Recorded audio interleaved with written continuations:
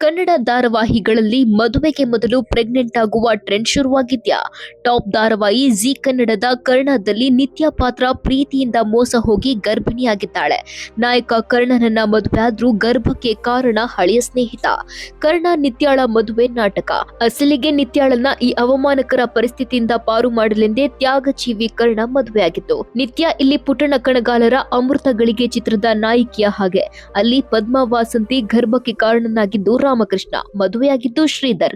ಇನ್ನು ಉದಯ ಟಿವಿಯ 3 ಧಾರಾವಾಹಿಗಳಲ್ಲಿ ಮದುವೆಗೆ ಮುಂಚೆ ಪ್ರೆಗ್ನೆಂಟ್ ಆದ ಹುಡುಗಿಯರ ಕಥೆ ಇದೆ. ಸಿಂಧು ಭೈರವಿ ಧಾರಾವಾಹಿಯಲ್ಲಿ ನಾಯಕಿಯ ಅಕ್ಕ ಭವಾನಿ ಪ್ರೀತಿಯ ಅಮಲಲ್ಲಿ ಮದುವೆಗೆ ಮುಂಚೆ ಗರ್ಭಿಣಿ. ಇವರ ಪ್ರೀತಿಗೆ ನಾಯಕನ ಅಮ್ಮನೇ ಖಳನಾಯಕಿ. ಎಲ್ಲವೂ ಸರಿ ಹೋಗಿ ಗರ್ಭಿಣಿ ಭವಾನಿಗೆ ಪ್ರಿಯಕರ ಅಥರ್ವನ ಜೊತೆ ಮದುವೆ ನಡೆದಿದೆ.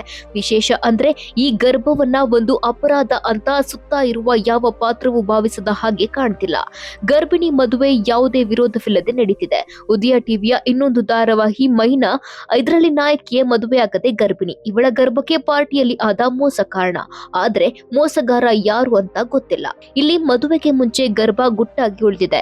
ಬಹಿರಂಗವಾದಾಗ ಏನು ಅಲ್ಲೂಲ ಕಲ್ಲೂಲ ಆಗ್ತದೆಯೋ ಕಾದ್ ನೋಡ್ಬೇಕು.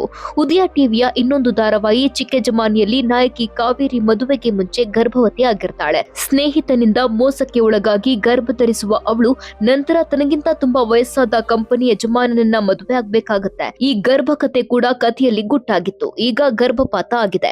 ಒಟ್ಟಿನಲ್ಲಿ ಈ ಮೊದ್ಲೆಲ್ಲ ನಾಯಕಿ ಅಂತ ಗಂಗೆಯಷ್ಟು ಪವಿತ್ರ, ನಿಸ್ವಾರ್ಥ, ತ್ಯಾಗ ಜೀವಿ ಆಗಿರ್ತಿದ್ಲು. ಮದುವೆ ಆದ್ರೂ ವ್ರತ ಕತೆ ಅಂತ ಗರ್ಭ ಧರಿಸಲು ಟೈಮೇ ಇರ್ತಿರ್ಲಿಲ್ಲ. ಈಗ ಕಾಲ ಬದಲಾಗಿದೆ. ಲಿವ್ ಇನ್ ಟುಗೆದರ್, ಮದುವೆ ಆಗದೆ ಮಗು ಪಡೆಯೋದು ಟ್ರೆಂಡ್ ಆಗ್ತಿರುವ ಈ ದಿನಗಳಲ್ಲಿ ಮದುವೆಗೆ ಮುಂಚೆ ಗರ್ಭ ಧರಿಸೋದು ಪರವಾಗಿಲ್ಲ ಎನ್ನುವ ಹಾಗೆ ತೋರ್ತಾ ಇದೆ.